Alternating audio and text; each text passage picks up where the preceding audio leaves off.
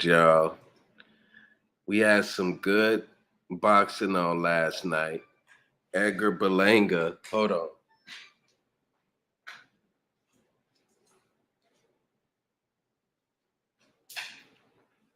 Edgar Berlanga, he fought Quigley, who got knocked out by Andrade in the second round in his fight before.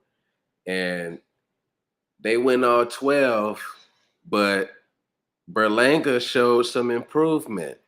You know what I mean? There's not a lot. There's not a lot to rip Berlanga about in this fight as compared to the last two fights.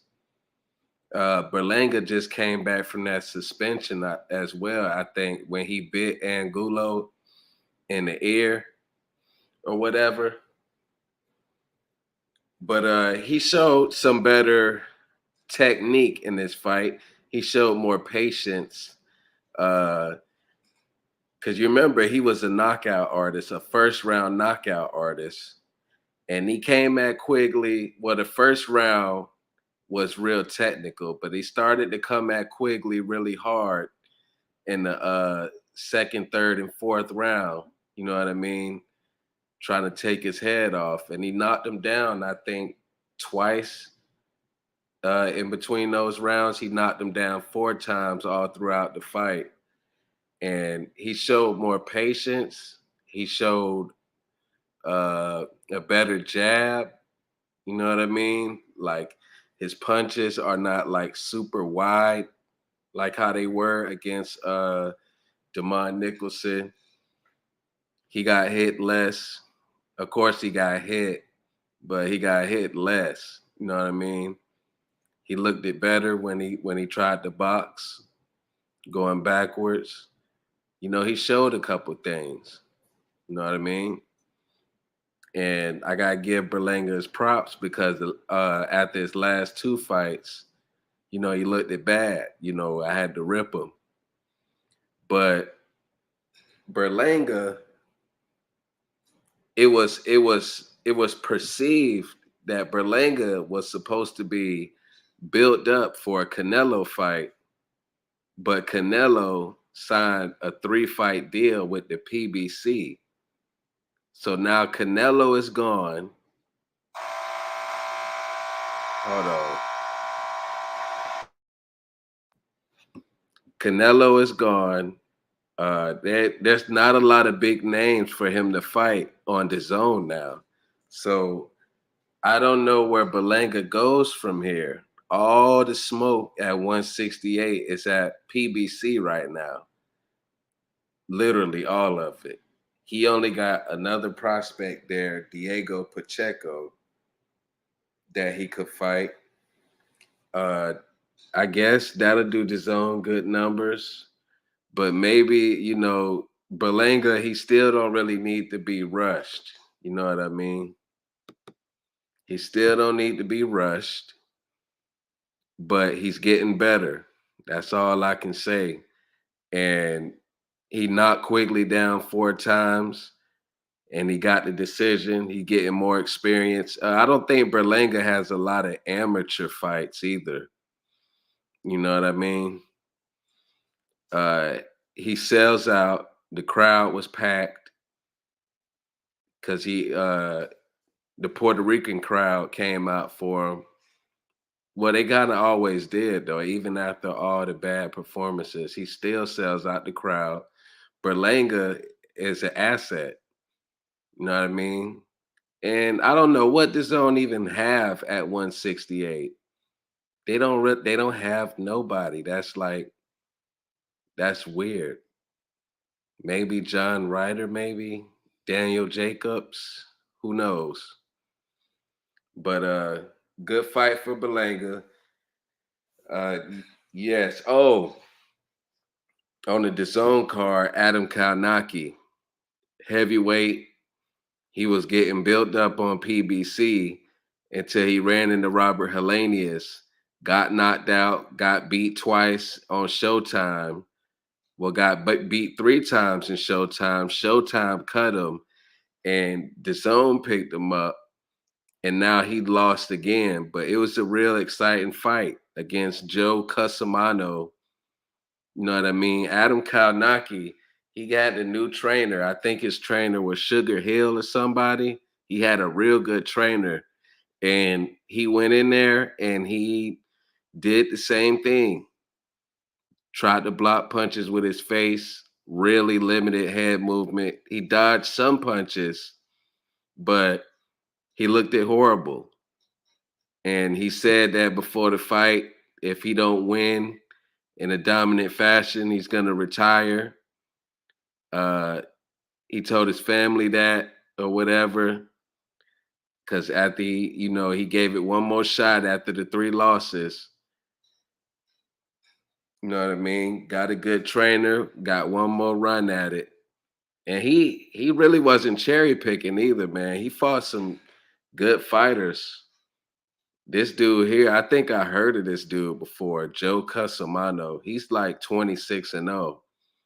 You know what I mean? Kalnaki really wanted to be a champion, but his face, man, he has no defense. That fight was really like fun to watch, heavyweight slugfest. You know what I mean? Kalnaki was walking him down with the right hand. He was countering him to the body. Good work from both sides. And he Cusimano, he was rocking Kalnaki with the right hand as well. Battle of the right hands.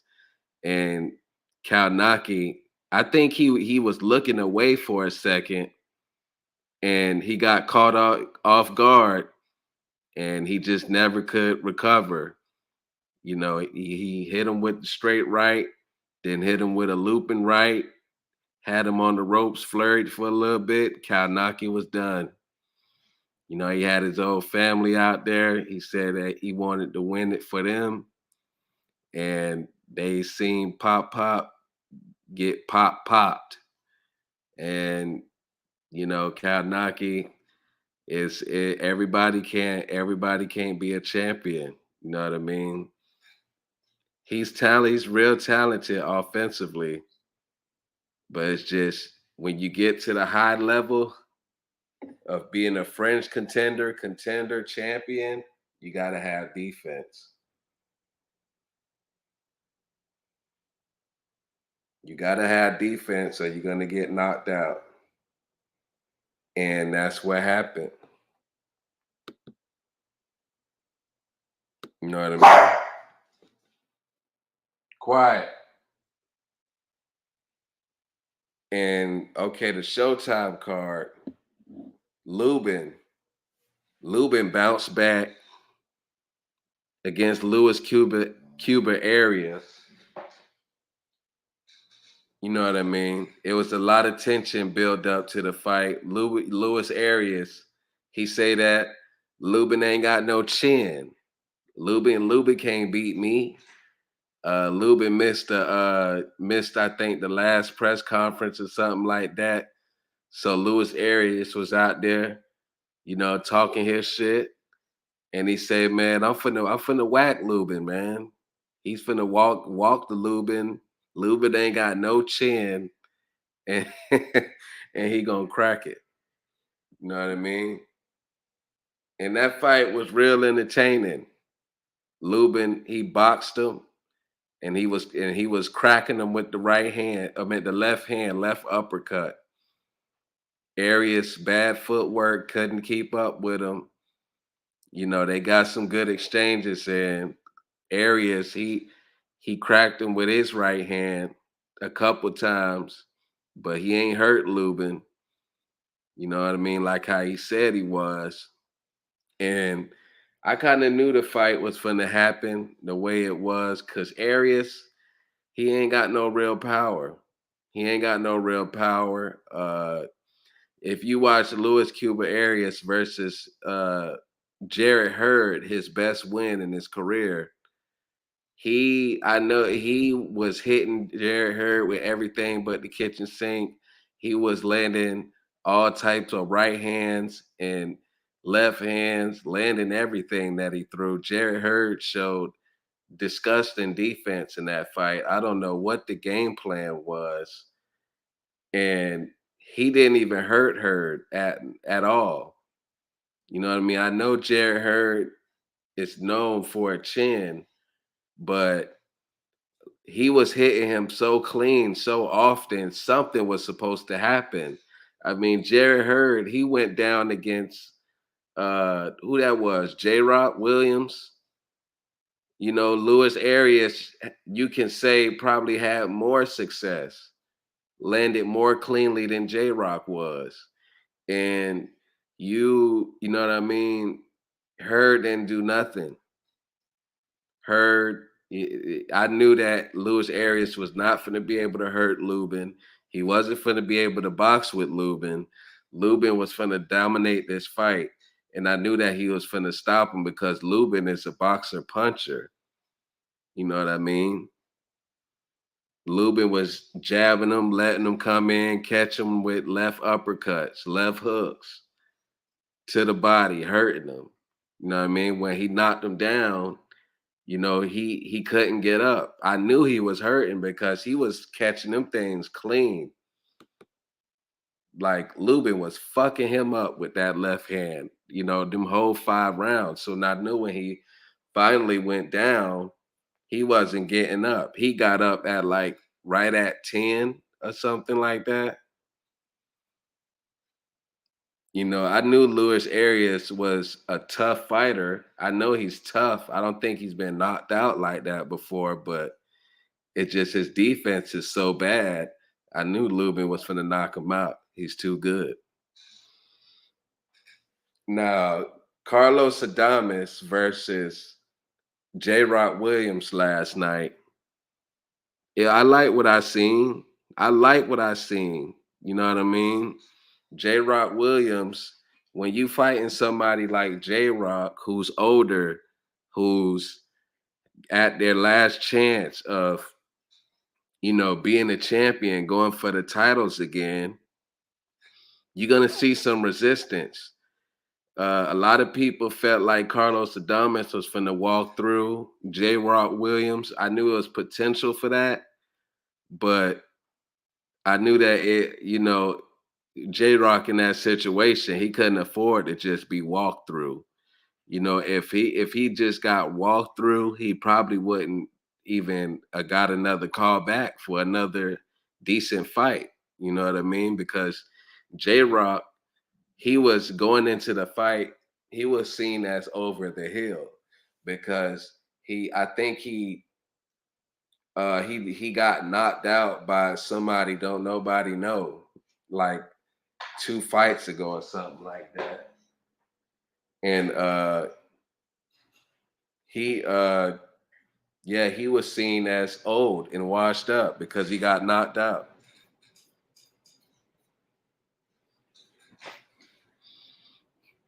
So he come into this fight with Carlos Adames, who's been, you know, knocking people the hell out. Early, he knocked out Montiel in 3 rounds, and he knocked out the dude he fought before that in the 3rd round. And he's been calling out Charlo relentlessly. Charlo hasn't been saying nothing back to him, and he's just been looking like a monster. So we thought that he we thought that J Rod didn't belong in the ring with him. And then when the bell rang, we were surprised at what we saw because J Rod, he boxed well. J Rod stood in the pocket with Adames well. Like, you know what I mean? He hung with Carlos Adames. Carlos Adames, he's just like he's really strong and explosive. You know what I mean? So as the rounds went on, J Rock was getting hurt. And Carlos Adames ended the fight in the 9th round. But J Rock, he showed a lot of moments in the fight, catching Adames with a left hook coming in, you know, going to the body, jabbing and boxing Carlos Adames and exchanging with him. he put something together for a while. You can argue that the fight was 4-4 or 5-3, maybe. I think it was 5-3 going into that ninth round. And J Rock showed good accountability of himself. And we'll see what the future holds. He's probably not gonna get a title shot like that, maybe, but you know, maybe he'll get a decent fight. I'm not really sure who that is right now. 154 is like kind of dangerous. A bunch of rugged fighters around that contender level. You know what I mean? So I'm not really sure who they'll put J Rock in there with. And Carlos Adames, I think his status shouldn't drop in this fight. You know what I mean? He faced a tough fighter, but he's still like kind of the boogeyman. Well, I'm not even sure to say if he's the boogeyman, but he's calling out Charlo. I guess he can just keep on doing that because Charlo moving up to 168 to potentially fight Canelo. They say that fight is pretty much set in stone. So maybe he should just ask the WBC to strip Charlo, maybe to become champion, because he's moving up a whole weight class. He ain't gonna defend the belt against you. And if he win the fight, shit, he definitely dropping the belt. So you need to be on the WBC telling them, hey, elevate me now. You know what I mean? Now, Spence versus Crawford. Timothy Bradley. Timothy Bradley came up with, an interesting point of view. And I kind of shared the same thing. I kind of felt the same way. You know what I mean? He says that Crawford is known against his best opponents to start off slow, and he may get robbed. He may get robbed in Vegas trying to fight Errol Spence and win a decision. You know what I mean? And I feel what he's talking about. But me, I think that's why I kind of think Spence is gonna win a decision because he does start off slow, and Spence starts off at faster than he does. That's all I know. And his style, maybe his effective aggression in the close fight would sway the judges, and he is the bigger star with 3 belts. You know how that goes. But that's kind of why I feel like Spence may win a decision, because Crawford, he lost 3 rounds to Kell Brook. He lost 4 rounds straight to Sean Porter to start off the fight. Uh, People talk about it like it's every fight. It's not every fight. It's like his biggest opponents, his best opponents. Like it's debatable. Like you can say that Kell Brook and Porter is both of these guys' best opponents. You know what I mean? And Terrence Crawford started off slow against both of them. And that's why I am expecting him to start off slow against Earl, because that wasn't the case for Earl Spence against both of those guys, uh, Kell Brook and Sean Porter. He was losing rounds to them as well, but not straight like how Bud was. You know what I mean? And I just think that Spence probably gonna jump out to like a 5-2 lead or something like that. And then like towards the end of the fight, you'll see Terrence Crawford doing some amazing shit, hitting Earl with shit. I think, man, Crawford, the second half of that fight favors Crawford because Crawford turns up. And you seen how he turned up against Porter uh, when he won his rounds, when he won his 5 rounds straight. You know what I mean?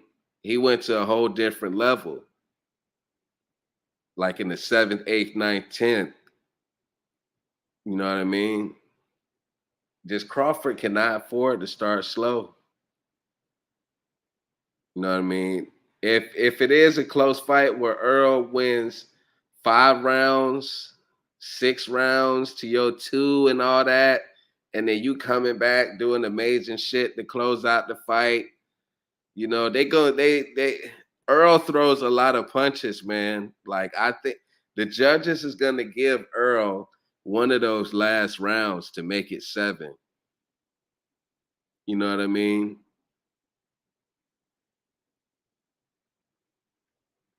Earl's gonna Earl throws a lot more punches than Crawford, but he is there to get knocked out by Crawford. That's why I don't blame all the Terrence Crawford's fans calling for the knockout. You know what I mean?